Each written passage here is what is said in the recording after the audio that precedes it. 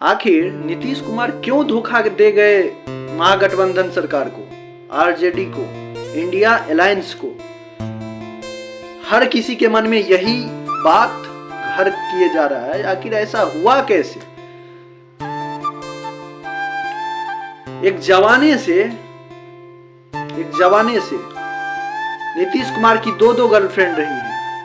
एक का नाम है बीजेपी, दूसरा आरजेडी। कभी बीजेपी के पास जाते हैं, कभी आरजेडी के पास जाते हैं। अरे कांग्रेस तो उनकी साली है। हाँ, कांग्रेस उनकी साली है नीतीश कुमार की। जहां वो प्रधानमंत्री का ख्वाब देख रहे थे बुढ़ौती में।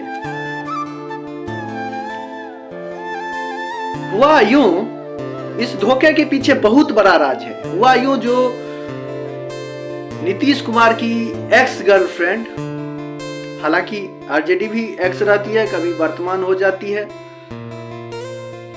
अभी तो ताजा तरीन में बीजेपी वर्तमान हो गई है, आरजेडी एक्स हो गई है। महागठबंधन सरकार में धड़ल्ले से पकड़ पकड़ के नौकरी दिया जा रहा था, उसमें बीजेपी को भी नियुक्ति पत्र हाथ लग गया। अब वो बेचारी बन गई शिक्षिका। नीतीश कुमार ठहरे बेरोजगार व्यक्ति। पूरे जिंदगी बैठकर खिलाने वाला